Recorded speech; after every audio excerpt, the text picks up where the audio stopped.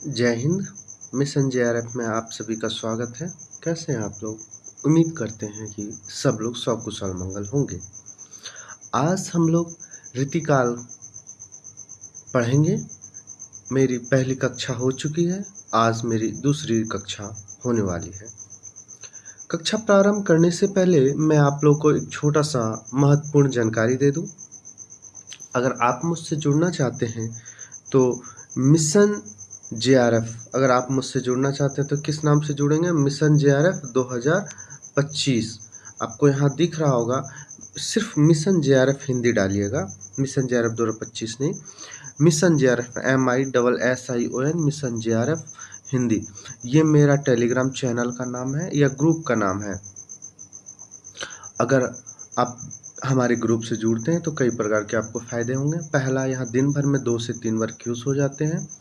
Queues जो भी होते हैं वह unit by unit, topic by topic या फिर सभी रचनाओं पर स्पेशल प्रश्न तैयार किए हुए हैं और साथ ही वो प्रश्न अभी भी नियमित रूप से तैयार किए जा रहे हैं। साथ ही साथ हमारे यहाँ मिक्स क्यूज़ और सभी प्रश्न जो होते हैं परीक्षा दृष्टिकोण को रख कर तैयार किए जाते हैं। अगर आप तब भी मुझसे जुड़ना चाहते हैं और नहीं जुड़ पा रहे हैं तो 7643007052 ये मेरा व्हाट्सएप नंबर है। आप यहाँ भी मुझे मैसेज करेंगे तो मैं आपको यहाँ से सारे लिंक भेज दूँगा। चलिए, कोई बात नहीं। समय को ध्यान में रखते हुए हम लोग ध्यान में रखते हुए क्लास की ओर उन्मुख होते हैं।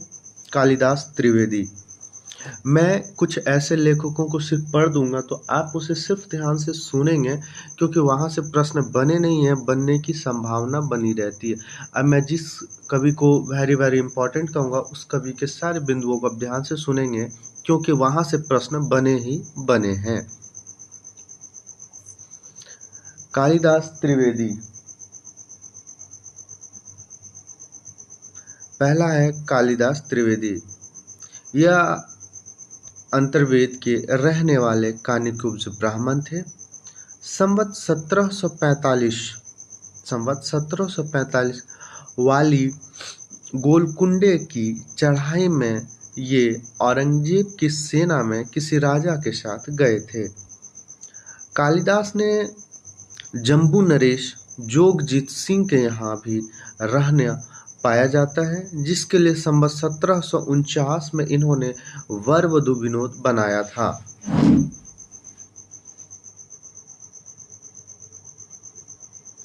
वर वधु विनोद बनाया था। यह नायिका भेद और नक्शी की पुस्तक है।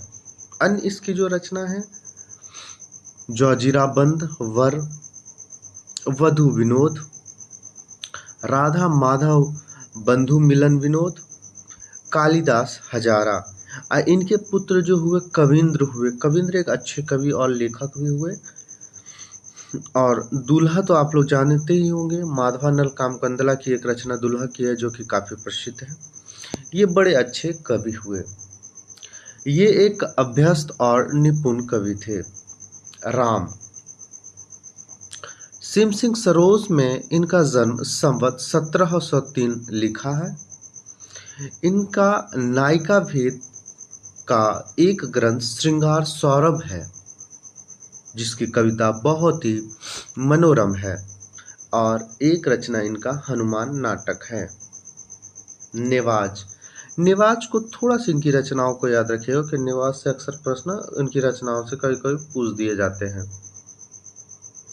नेवाज जो है यह अंतर्वेद के रहने वाले ब्राह्मण थे।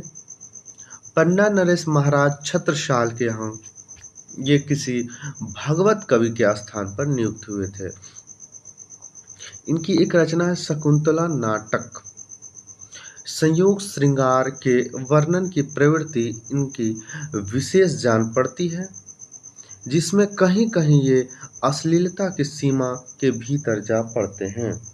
देव। इसको आप वेरी इंपॉर्टेंट कवि में रखेंगे, क्योंकि यहाँ से प्रश्न हर वर्ष एक ना कुछ पूछ लिया जाता है। ये इटावा के रहने वाले सानड्य ब्राह्मण थे। इनका पूरा नाम देवदत्त था। देखिए, इनका पूरा नाम भी कई बार पूछा जा चुका है कि देव का पूरा नाम क्या है, इसलिए इस चीज को आप लोग ध्यान में रखेंगे। इन्होंने अपने अष्टयाम और भावविलास। इन्होंने अपने अष्टयाम और भावविलास को औरंगजेब के बड़े पुत्र आजम शाह को सुनाया था, जो हिंदी कविता के प्रेमी थे। इनके पीछे इन्होंने भवानी दत्त वैश्य के नाम पर भवानी विलास एक रचना नाम आया, भवानी विलास, और कुशल सिंह के नाम पर कुशल विलास की रचना की। फिर जो है ये क्या किए, मर्दन सिंह के पुत्र राजा उधोत सिंह वैश्य के लिए प्रेम चंद्रिका बनाई। तो कौन कौन से इसमें महत्वपूर्ण बिंदु सबसे ज्यादा पूछे जा चुके हैं PYQ के दृष्टिकोण से। देवदत्त इनका पूरा नाम है, ये पूछा गया। इनकी रचना अष्टयाम, भावविलास, भवानी विलास, कुशल विलास, प्रेम चंद्रिका, इसको याद रखिएगा। अपने यात्रा के अनुभव को इन्होंने जाति विलास भी एक बार पूछा गया है के नाम ग्रंथ में कुछ उपयोग किया है। इस ग्रंथ में भिन्न भिन्न जातियों और भिन्न भिन्न प्रदेशों के स्त्रियों का वर्णन हुआ है। इतने पर्यटन के उपरांत जान पड़ता है कि एक अच्छे आश्रयदाता राजा मोतीलाल मिले, जिनके नाम पर संवत 1783 में इन्होंने रस विलास नामक ग्रंथ बनाया। रीतिकाल के प्रतिनिधि कवियों में शायद सबसे अधिक ग्रंथ रचना देव की है। यह पंक्ति महत्वपूर्ण है, यह पूछा भी गया, रीतिकाल के कवियों में सबसे ज्यादा रचना किस कवि का है। तो रीतिकाल के प्रतिनिधि कवियों में शायद सबसे अधिक ग्रंथ रचना देव की है। कोई इनकी रचित पुस्तकों की संख्या 52 तो कोई 72 तक बतलाते हैं। तो इनकी देव की रचनाओं की पुस्तक कितने से कितनी हो सकती है, 52 से 72 लगभग हो सकते हैं। कुछ इनकी महत्वपूर्ण रचनाएं हैं, भवानी विलास, भाव विलास, अष्टयाम, सुजान विनोद, याद रखिए कई बार पूछा गया, प्रेम तरंग, राग रत्नाकर, कुशल विलास, देवचरित्र, प्रेम चंद्रिका, इसको भी याद रखिएगा, जाति विलास, इसको भी, रस विलास, काव्य रसायन, शब्द रसायन भी पूछा गया है, सुख सागर तरंग, इसको भी, वृक्ष विलास, पाव विलास, ब्रह्म दर्शन 25, तत्व दर्शन 25, आत्म दर्शन 25, जग दर्शन 25, रसानंद लहरी, प्रेम दीपिका, नखशिख, प्रेम दर्शन, नखशिख भी याद रखिए, ये भी पूछा गया है। प्रेम सागर तरंग प्रायः अनेक ग्रंथों से लिए हुए कवित्वों का संग्रह है। रंग रत्नाकर में राग रागनियों के स्वरूप का वर्णन है। अष्टयाम तो रात दिन के भोग विलास की दिनचर्या है, जो मानव उस काल के अकर्मण्य और विलासी राजाओं के सामने का कालयापन विधि का ब्यौरा पेश करने के लिए बनी थी। अब ब्रह्म दर्शन की क्या विशेषता है? ब्रह्म दर्शन और तत्व दर्शन 25, ये जो दोनों पुस्तकें हैं, ब्रह्म दर्शन 25 और तत्व दर्शन 25 में विरक्ति भाव है। इसमें विरक्ति का भाव है। वह बहुत संभव है कि अपनी कविता के प्रति लोग की उदासीनता देखते देखते उत्पन्न हुई हो। ये आचार्य और कवि दोनों रूप में हमारे सामने आते हैं। ये मोस्ट इम्पॉर्टेंट है, इनको याद रखिएगा कि हमारे सामने ये किन दो रूपों में आते हैं। तो एक आचार्य के रूप में भी आते हैं और एक कवि के रूप में भी सामने हमारे आते हैं। कुछ जगह रीतिकाल के ऐसे कौन कवि हैं, उनमें छांटने के लिए आपको दे देगा 3-4 कविताएं जो आचार्य और कवि के रूप में दोनों हो। ऐसे तो बहुत सारे कवि हैं, लेकिन जिनमें से महत्वपूर्ण कवि पूछे जाते हैं, उनमें से एक देव का भी नाम आता है। इनकी एक पंक्ति है, काफी अच्छा है, जो पूछा जाता है, अविधा उत्तम काव्य। यह आपको पूछा जा सकता है काव्य शास्त्र में भी, इसको याद रखिएगा। अविधा उत्तम काव्य है, मध्य लक्षण लीन, अधम व्यंजना रस बिरस, उल्टी कहत नवीन। यह पंक्ति एक बार पूछा गया था, इसको आप लोग ध्यान में रखेंगे। रीतिकाल के कवियों में ये बड़े ही प्रगल्भ और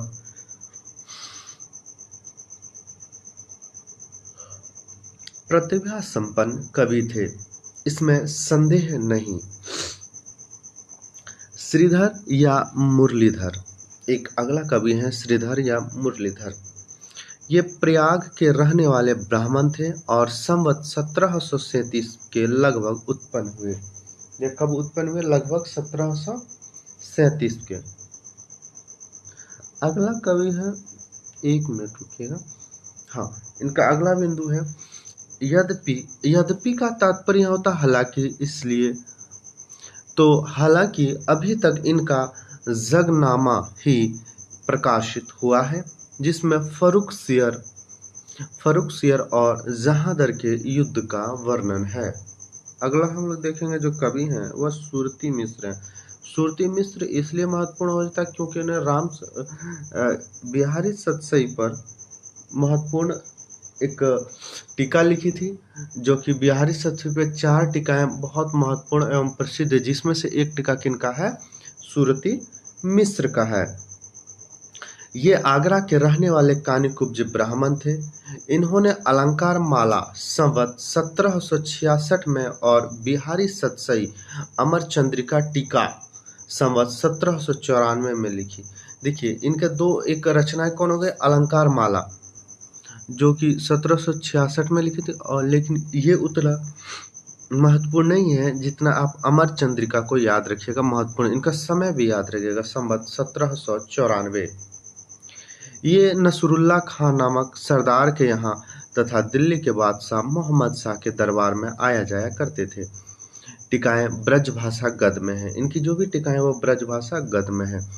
इनकी कुछ महत्वपूर्ण रचनाएं दी हुई है, बस इसको आप ध्यान से देखेंगे। मैं जिसको इम्पोर्टेंट कहता हूँ उसको आप लोग जरूर याद रखेंगे, क्योंकि वो प्रश्न कहीं ना कहीं पूछे गए हैं या पूछे जाने की संभावना रहती है। अलंकार माला, लेकिन सभी बिंदुओं को आप ध्यान से देखेंगे। क्यों? क्योंकि सिर्फ मैं महत्वपूर्ण जो कहता हूँ वो यूजीसी नेट जेआरएफ के माध्यम से मैं कहता हूँ। अगर आप असिस्टेंट प्रोफेसर की तैयारी कर रहे हैं तो हो सकता है यहाँ से प्रश्न बने हों, क्योंकि राजस्थान असिस्टेंट प्रोफेसर लगभग 30 से 35 क्वेश्चन बन चुके थे सिर्फ रीतिकाल से, तो हो सकता है कि यहाँ से प्रश्न बने हुए हों। अलंकार माला, रस रत्नमाला, सरस रस संग्राहक, रस ग्राहक चंद्रिका, नक्सिक, काव्य सिद्धांत, रस रत्नाकर। अब है कविंद्र, जिनका एक अन्य नाम उदयनाथ। कविंद्र को अन्य नाम से क्या माना जाता है? उदयनाथ के नाम से भी जाना जाता है। ये कालिदास त्रिवेदी के पुत्र थे। हमने सबसे पहले जिस कवि को देखा हमने आपको बताया था, कविंद्र उनके पुत्र हैं। तो ये कालिदास त्रिवेदी के पुत्र थे और संवत 1736 के लगभग उत्पन्न हुए। रस चंद्रोदय विनोद, इनकी जो कुछ रचनाएं, रस चंद्रोदय, विनोद चंद्रिका, जोग लीला, ये इनकी रचना है। ये अमेठी के राजा हिम्मत सिंह और गुरुदत्त सिंह अर्थात भूपति के यहाँ बहुत दिन रहे। इनकी रस चंद्रोदय, इनका जो है रस चंद्रोदय श्रृंगार का एक अच्छा ग्रंथ है और इसकी जो भाषा है वह मधुर प्रसाद पूर्ण है। अब श्रीपति देखेंगे।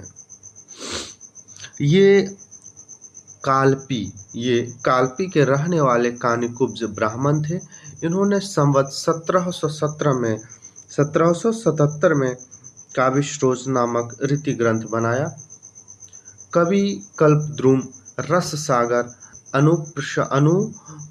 अनुप्रास विनोद, विक्रम विलास, सरोज कालिक और अलंकार गंगा। काव्यश्रोज बहुत ही प्रौढ़ ग्रंथ है। काव्यश्रोज क्या है? यह एक बहुत ही प्रौढ़ ग्रंथ है। भिखारी दास जी तो इनके बहुत अधिक ऋणी हैं। यह पंक्ति महत्वपूर्ण हो जाती है क्योंकि नाम भिखारी दास कहा गया, जिनको बिहार का शेक्सपियर भी कहा जाता है। तो भिखारी दास जो इनके बहुत अधिक ऋणी हैं, इन्होंने इनकी बहुत सी बातें ज्यों के त्यों अपने काव्य निर्णय में चुपचाप रख लिए। काव्य निर्णय जी यह रचना है, कई बार पूछा गया है यह रचना किनकी है, तो भिखारी दास की है। एक कवि हैं वीर, ये दिल्ली के रहने वाले श्रीवास्तव कायस्थ थे। इन्होंने कृष्ण चंद्रिका नामक रस और नायिका भेद का एक ग्रंथ संवत 1779 में लिखा। कृष्ण कवि ये माथुर चौबे थे और बिहारी के पुत्र प्रसिद्ध हैं। कृष्ण कवि के विषय में क्या होता है, यह बिहारी के पुत्र प्रसिद्ध हैं। देखिए, ये इसलिए भी थोड़ा सा कृष्ण कवि इम्पोर्टेंट हो जाते हैं क्योंकि बिहारी सदस्य पे जिन 4 टीकाएं प्रसिद्धि मिली थी, जिन 4 टीकाओं के, जिनमें से एक टीका हमने सुरती मिश्र का अमर चंद्रिका देख चुके हैं। अब हम लोग दूसरा टीका देखेंगे कृष्ण कवि का, जो काफी प्रसिद्ध हुए थे।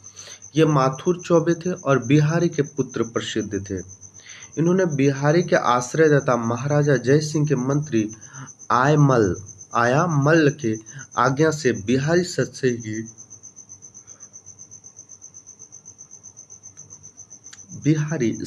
की जो टीका की, उसमें महाराज के लिए वर्तमान कालिक क्रिया का प्रयोग किया और उनकी प्रशंसा भी की। यह टीका जय सिंह के जीवन काल में ही बनी। अगला है रसिक सुमति। अगला कवि कौन है? रसिक सुमति। ये ईश्वरदास के पुत्र थे। ईश्वरदास हम लोग ने देखे, सत्यवती कथा के लेखक जो ईश्वरदास थे। सत्यवती कथा अपने आप में एक महत्वपूर्ण रचना है, उन्हीं के ये पुत्र हैं। ये ईश्वरदास के पुत्र थे और 1785 में वर्तमान थे। इन्होंने अलंकार चंद्रोदय नामक एक अलंकार ग्रंथ कुबलयानंद के आधार पर दोहा में बनाया। अब गजन कवि है। गजन ये काशी के रहने वाले गुजराती ब्राह्मण थे। ये कहाँ के? काशी के रहने वाले गुजराती ब्राह्मण थे। इन्होंने संवत 1786 में कमरुद्दीन खां हुल्लास नामक श्रृंगार रस का एक ग्रंथ बनाया, जिसमें भाववेद रसभेद के साथ 6 ऋतु का विस्तृत वर्णन किया। कमरुद्दीन खां दिल्ली के बादशाह के वजीर थे और भाषा काव्य के अच्छे प्रेमी थे।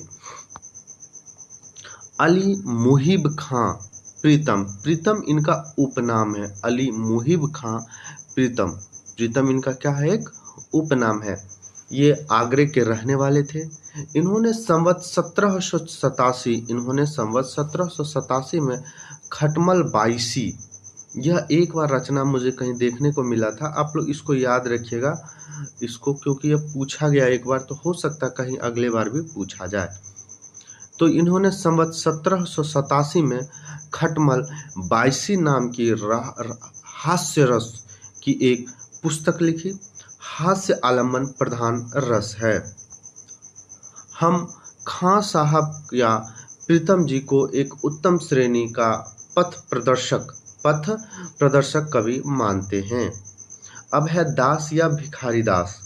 इसको तो आप 100% याद रखेंगे। ये वेरी वेरी इंपॉर्टेंट में आ जाता है क्योंकि यह बिहारी के शेक्सपियर कहे जाते थे और इनकी कई रचनाएं ऐसी जो कई बार आप यूजीसी नेट या तो फिर असिस्टेंट प्रोफेसर में देखेंगे पूछे गए। अब यूजीसी नेट और असिस्टेंट प्रोफेसर में प्रश्न पूछने का तरीका क्या होता है? तो यूजीसी नेट में सिर्फ रचनाओं के बारे में पूछ देते हैं और असिस्टेंट प्रोफेसर में जाएंगे तो वही प्रश्न को थोड़ा घुमा के उस रचना की विशेषताओं को पूछ लिया जाता है। तो आप लोग दोनों बातों को ध्यान में रखेंगे। ये प्रतापगढ़ अर्थात अवध में जो पड़ता है के आसपास टयोंगा गांव के रहने वाले श्रीवास्तव कायस्थ थे। इनके पिता कृपाल दास और इनके पितामह अर्थात दादा वीर भानु प्रपितामह राय रामदास, यानी कि परदादा कौन थे? राय रामदास। और वृद्ध पितामह यानी मेरे दादाजी के दादाजी वृद्ध पितामह राय नरोत्तम दास थे। दास जी के पुत्र अवधेश लाल और पुत्र गौरी शंकर जो बाद में काफी प्रसिद्ध एक कवि के रूप में हुए, गौरी शंकर थे। दास जी के इतने ग्रंथ का पता लग चुका है। यानी कि इसमें जो कुछ रचनाएं दी हुई है यहाँ से यहाँ तक, इनमें से कुछ कुछ महत्वपूर्ण रचनाएं जो पूछे गए मैं उनको बता दूंगा, आप लोग नोट कर लेंगे क्योंकि वो बार बार पूछे जाते हैं। रस सारांश संवत 1799, छंद वर्ण पिंगल 1799, काव्य निर्णय 1803। काव्य निर्णय इनका कई बार पूछा गया, इसको याद रखिएगा। श्रृंगार निर्णय 1807। नाम प्रकाश कोश, एक बार यह प्रश्न मुझे देखने मिला है। नाम प्रकाश कोश संवत 1795। विष्णु पुराण की भाषा दोहा चौपाई में है। छंद प्रकाश शतरंज सतिका, शतरंज सतिका भी आप याद रखिएगा क्योंकि यह भी एक बार देखने को मिलेगा। अमर प्रकाश संस्कृत अमर कोश भाषा पद में का ये इनकी महत्वपूर्ण रचनाएं थी। काव्य निर्णय में दास जी ने प्रतापगढ़ के सोमवंशी राजा पृथ्वी सिंह के भाई बाबू हिंदुपति सिंह को अपना आश्रयदाता लिखा है। श्रृंगार निर्णय अपने ढंग का अनूठा काव्य है, उदाहरण मनोहर और सरस है। दास जी ने साहित्यिक और परिमार्जित भाषा का व्यवहार किया है। दास जी ऊंचे दर्जे के कवि थे। भूपति या राजगुरुदत्त सिंह, 1 मिनट समय देंगे।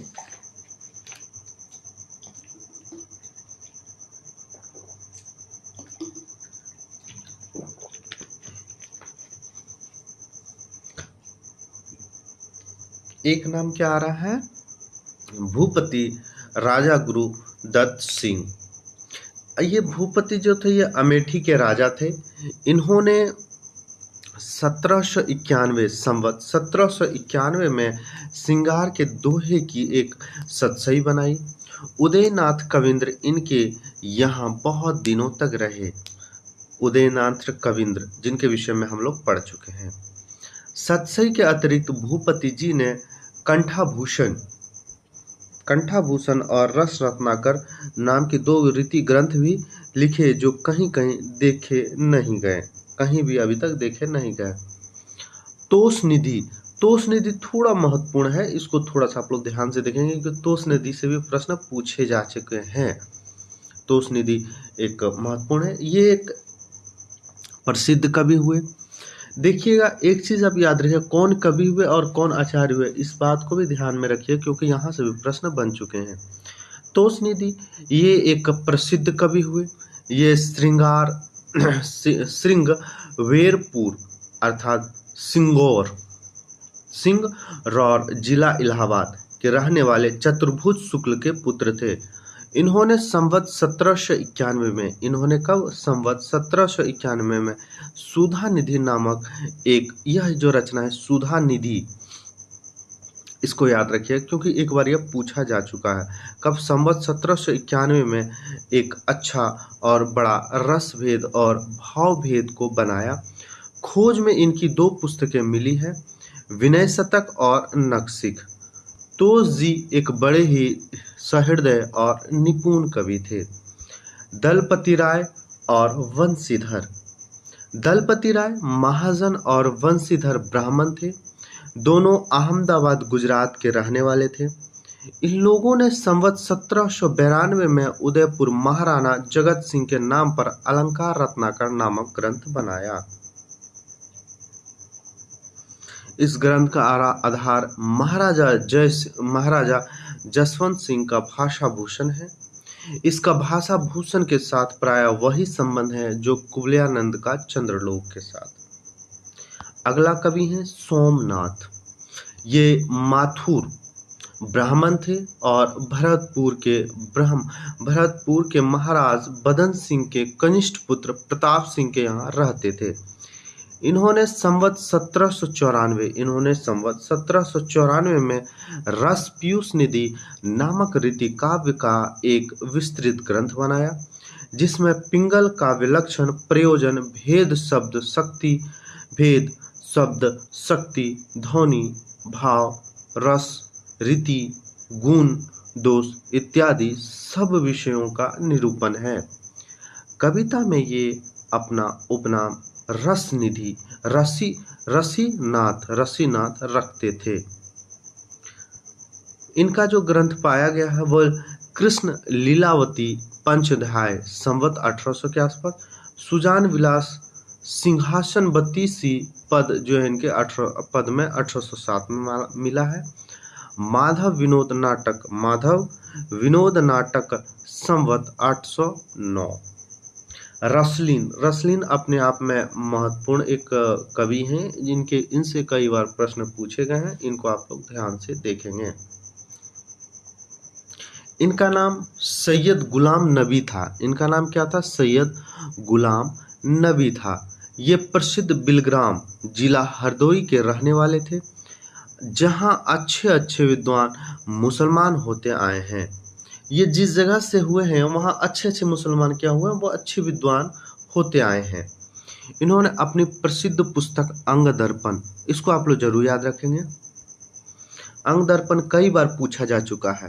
अंग दर्पण संवत 1794, कब है? 1794 में लिखी गई, जिसमें अंगों का उपमा उत्प्रेक्षा से युक्त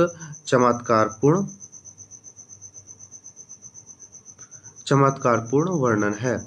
एक दोहा है, कई बार पूछा गया है कि अमीय हलाहल मद भरे सेत श्याम रत्नार, अमीय हलाहल मद भरे सेत श्याम रत्नार, जियत मरत झुकी झुकी परत जेही चितवत एक बार। यह जो है आप लोग याद रखिएगा, यह वेरी वेरी इंपॉर्टेंट है, मोस्ट इंपॉर्टेंट भी आप इनको कह सकते हैं, क्योंकि यहाँ से कई बार प्रश्न पूछे जा चुके हैं। रसलीन जी ने संवत 1798 में रस प्रबोध नामक रस निरूपण का ग्रंथ दोहे में बनाया है। इसमें 1955 दोहे हैं और रस भाव, नायिका भेद, षड ऋतु, 12 मासा, अनेक प्रसंग आए हैं। अगला कवि है रघुनाथ। अगला कवि कौन है? रघुनाथ ये बंदीजन के प्रसिद्ध कवि हुए। ये क्या हुए? बंदीजन के प्रसिद्ध कवि हुए, जो काशीराज महाराज बड़ी बंडा सिंह की भाषा को सुशोभित करते थे और काशी नरेश इन्हें चौरा गांव दिया था। इनके पुत्र गोकुलनाथ और पौत्र गोपीनाथ और गोकुलनाथ के शिष्य मणिदेव ने महाभारत का भाषा अनुवाद किया, जो काशीराज के पुस्तकालय में है। इस बात को आप लोग याद रखिएगा, क्या कहा जा रहा है कि इनके पुत्र गोकुलनाथ और पौत्र गोपीनाथ और गोकुलनाथ के शिष्य मणिदेव, यानी 3 नाम आया, मणिदेव, गोपीनाथ, गोकुलनाथ, तीनों ने महाभारत का भाषा अनुवाद किया, जो काशी राज के पुस्तकालय में है। पूछ देगा कि किन्होंने महाभारत का भाषा अनुवाद किया था, तो गोकुलनाथ, गोपीनाथ और काशीराज, इसको याद रखिएगा, ये इंपॉर्टेंट है।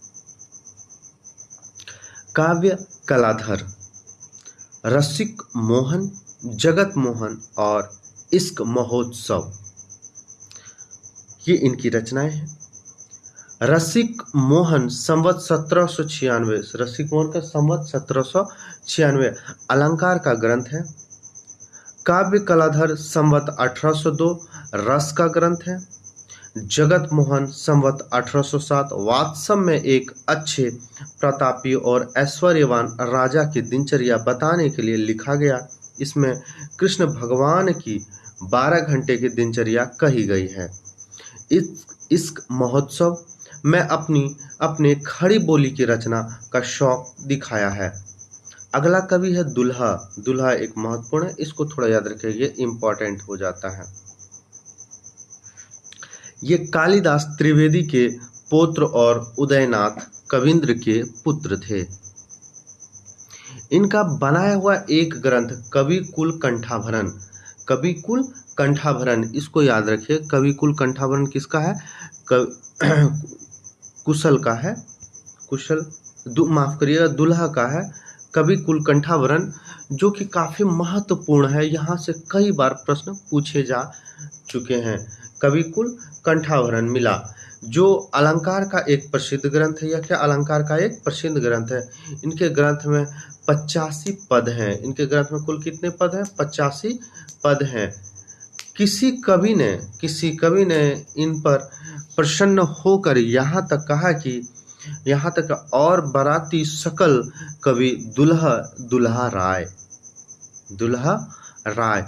इसको याद रखिएगा, यह भी प्रश्न पूछा जा सकता है कि यह बात किस कवि के विषय में कहा गया। तो यहाँ तो अब दुल्हा पकड़ लेंगे, लेकिन किसने कहा यह नहीं पकड़ पाएंगे। तो किसी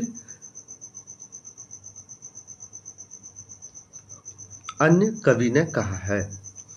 कुमार मणि भट्ट इन्होंने संवत 1803 के लगभग रसिक रसाल नामक एक बहुत अच्छा रीति ग्रंथ बनाया। ग्रंथ इन्होंने अपने को हरि वल्लभ के पुत्र कहा है। इसने क्या कहा है ग्रंथ में? इन्होंने अपने को क्या हरि वल्लभ का पुत्र कहा है। शिव सिंह सेंगर ने इन्हें गोकुलवासी कहा। शिव सिंह सेंगर जब आप पढ़ेंगे तो इनके विषय में क्या मिलेगा? इनको गोकुलवासी कहा गया है। अब शंभुनाथ मिश्र के विषय में हम लोग पढ़ेंगे। किनके विषय में? शंभुनाथ मिश्र के विषय में। इस नाम से कई कवि हुए। इस नाम से शंभुनाथ मिश्र के नाम से कई कवि हुए हैं। रस कलोल, रस तरंगनी और रस कलोल कहाँ है? हाँ, ये रस कलोल, इसको याद रखिएगा, ये पूछा जा सकता है।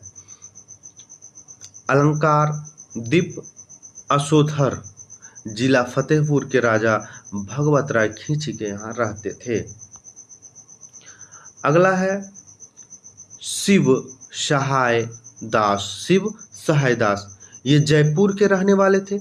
इन्होंने संवत 1809 में शिव चौपाई और लोकोरिक्ति रस कौमुदी 2 ग्रंथ बनाया था। अगला है रूपशाही। ये पन्ना के रहने वाले श्रीवात्सव कायस्थ थे। इन्होंने संवत 1813 में रूप विलास नामक ग्रंथ लिखा, जिसमें दोहा के कुछ पिंगल, कुछ अलंकार, नायिका भेद आदि हैं। ऋषिनाथ का नाम आता है कवि में। ये असनी के रहने वाले बंदीजन प्रसिद्ध कवि ठाकुर के पिता और सेवक के परपितामह थे। काशीराज के दीवान सदानंद और रघुवर कायस्थ के आश्रय में इन्होंने अलंकार मणि मंजरी नामक एक अच्छी पुस्तक बनाई, जिसमें दोहे की संख्या अधिक है। बैरीशाल ये असनी के रहने वाले ब्रह्म भट्ट थे। इन्होंने भाषा भरण नामक एक अच्छा अलंकार ग्रंथ संवत 1825 में बनाया, जिसमें प्राय दोहे में ही है। अगला कवि है दत्त। ये माड़ी जिला कानपुर के रहने वाले ब्राह्मण थे और चारखरी के महाराजा खुमान सिंह के दरबार में रहते थे। इन्होंने लालित्य लता नाम की एक अलंकार की पुस्तक लिखी है, जिसमें ये बहुत अच्छे कवि जान पड़ते हैं। रतन कवि शिव सिंह ने इनका जन्म काल संवत 1798 में लिखा है। ये श्रीनगर गढ़वाल के राजा फतह शाही के यहाँ रहते थे। इन्हीं के नाम पर फतह भूषण नामक एक अच्छा अलंकार का ग्रंथ इन्होंने बनाया। संवत 1727 में इन्होंने अलंकार दर्पण लिखा है। नाथ या हरिनाथ ये काशी के रहने वाले ब्राह्मण थे। ये कहाँ के रहने वाले थे? काशी के रहने वाले ब्राह्मण थे। इन्होंने संवत 1826 में अलंकार दर्पण नामक एक छोटा सा ग्रंथ बनाया। मनीराम मिश्र ये कन्नौज के निवासी इच्छाराम मिश्र के पुत्र थे। संवत 1829 छंद छप्पनी और आनंद मंगल नाम की 2 पुस्तकें लिखी है। आनंद मंगल भागवत दशम स्कंद का पद में अनुवाद है। छंद छप्पनी छंद शास्त्र का बड़ा ही अनूठा ग्रंथ है। चंदन ये नाहिल पुआय जिला शाहजहांपुर के रहने वाले बंदीजन थे और गौड़ राजा केसरी सिंह के पास रहा करते थे। श्रृंगार रस, काव्याभरण, कल्लोल तरंग, ये 3 रीति ग्रंथ लिखे। इन्होंने कौन कौन से लिखे? श्रृंगार रस, काव्याभरण, कल्लोल तरंग, ये 3 रीति ग्रंथ लिखे हैं। अन्य इसके जो ग्रंथ में नाम आते हैं वो कौन कौन से आते हैं? पहला नाम है केसरी प्रकाश, चंदन सतसई, पथिक बोध, नक्सिक, नाममाला जो अपने आप में कोश है, पत्रिका बोध, तत्व संग्रह, सीता संवत एक कहानी है, कृष्ण काव्य, प्राज्ञा विलास। इन्होंने काव्यभ्रम संवत 1845 में लिखा है। ये फारसी के भी अच्छे शायर थे। अपना तल्लुस संदल रखते थे। इनका दीवाने संदल कहीं कहीं मिलता है। देवकी नंदन, ये कन्नौज के पास मकरंद नगर ग्राम के रहने वाले थे। इनके पिता का नाम ससली शुक्ल था। इन्होंने संवत 1841 में श्रृंगार चरित और 1857 में अवध भूषण और सरफराज चंद्रिका नामक रस और अलंकार ग्रंथ बनाए। संवत 1843 में ये कुंवर सरफराज गिरी नामक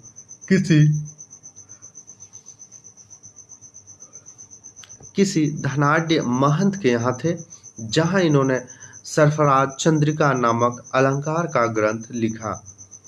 ये सददमाऊ जिला हरदोई के रईस अवधूत सिंह के यहाँ गए, जिनके नाम पर अवधूत भूषण, जिनके नाम पर इन्होंने क्या रचना की? अवधूत भूषण बनाया। श्रृंगार चरित्र में रस भाव, नायिका भेद आदि के अतिरिक्त अलंकार भी आ गए हैं। महाराज राम सिंह, ये नवलगढ़ के राजा थे। इन्होंने रस और अलंकार पर 3 ग्रंथ लिखे हैं। अलंकार दर्पण, रस निवास, अलंकार दर्पण एक रचना है। दूसरा है रस निवास, जिनका समय है संवत 1839, और रस विनोद, जिनका समय है 1860। अलंकार दर्पण दोहे में है। अगला है भान कवि। भान कवि को थोड़ा ध्यान से देखेंगे क्योंकि यहाँ से प्रश्न 1-2 बार पूछे जा चुके हैं। इन्होंने संवत 1845 में नरेंद्र भूषण नामक अलंकार का एक ग्रंथ बनाया, जिससे केवल इतना ही नहीं पता लगता कि यह राजा जोरावर सिंह के पुत्र थे और राजा रंजोर सिंह बुंदेल के यहाँ रहते थे। अगला है थान कवि। ये चंदन बंदीजन के भांजे थे और डोंडिया खेरे जिला रायबरेली के रहने वाले थे। इनका पूरा नाम थान राय था। इनके पिता निहाल राय इनका और पितामह जो है महा सिंह और परपितामह लाल राय थे। इन्होंने संवत 1848 में दहेल प्रकाश नामक एक रीति ग्रंथ चंद्रा बेशवारा के रईस दलेल सिंह के नाम पर बनाया। बेनी बंदीजन, इसको याद रखेंगे क्योंकि यहाँ से प्रश्न बनते हैं। ये थोड़ा इम्पोर्टेंट होता है, वेरी इम्पोर्टेंट। ये बेती जिला रायबरेली के रहने वाले थे और अवध के प्रसिद्ध वजीर महाराज टिकेत राय के यहाँ आश्रय में रहते थे। इन्हीं के नाम पर इन्होंने टिकेत राय प्रकाश नामक अलंकार ग्रंथ संवत 1849 में बनाया। अपने दूसरे ग्रंथ रस विलास में इन्होंने रस निरूपण किया। इनका भड़वो का एक संग्रह भड़वा संग्रह के नाम से भारत जीवन प्रेस द्वारा प्रकाशित हो चुका। भड़वा हास्य रस के अंतर्गत आता है।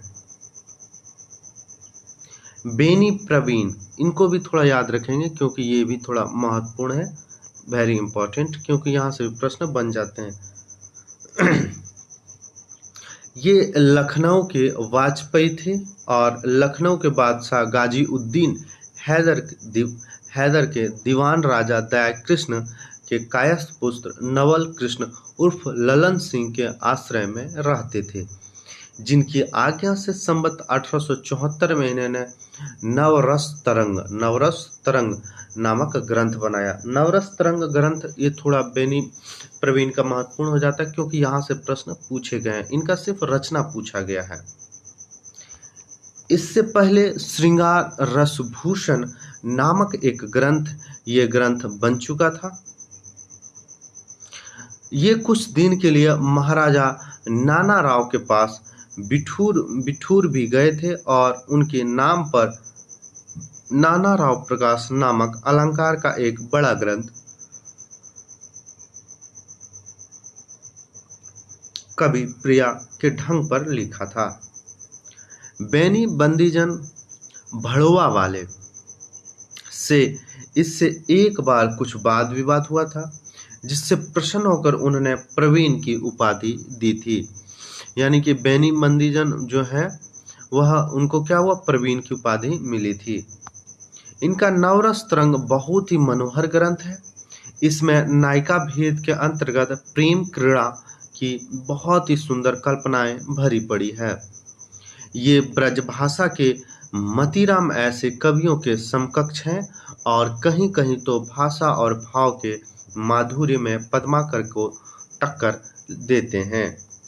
जसवंत सिंह द्वितीय, ये बहोल, ये कहाँ है, बघेल, माफ करिएगा, ये बघेल क्षत्रिय और 13वां कन्नौज के पास, 13वां कहाँ, कन्नौज के पास है, के राजा थे और बड़े विद्या प्रेमी थे।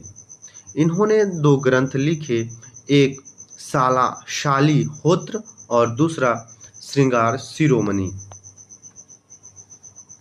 श्रृंगार शिरोमणि जो श्रृंगार रस का बड़ा ग्रंथ है। यशोदानंद, अब अगला कौन कवि है, यशोदानंदन। शिव सिंह सरोज में इनका जन्म संवत 1828 में लिखा पाया जाता है। इनका एक छोटा सा ग्रंथ बरवे नायिका भेद ही मिलता है, जो 9 बरवे संस्कृत में और 53 ठेठ अवधी भाषा में है। भावुकता ही कवि की प्रधान विभूति है। करण कवि, ये षटकुल कान्यकुब्जों के अंतर्गत पांडे थे और छत्रसाल के वंशधर पन्ना नरेश महाराजा हिंदुपति के सभा में रहते थे। इन्होंने साहित्य रस और रस कलोल नामक 2 रीति ग्रंथ लिखे हैं। गुरुद्दीन पांडे, इन्होंने संवत 1860 में बाग मनोहर नामक एक बहुत ही बड़ा रीति ग्रंथ कवि प्रिया की शैली पर बनाया। कवि प्रिया से इसमें विशेषता यह है कि इसमें पिंगल भी आ गया है। इस एक ही ग्रंथ में पिंगल, रस, अलंकार, गुण 2 सर्वांगपूर्ण ग्रंथ कहा जा सकता है। ब्रह्मदत्त, ये ब्राह्मण थे और काशी नरेश महाराजा उदित नारायण सिंह के छोटे भाई बापू दीप नारायण सिंह के आश्रित थे।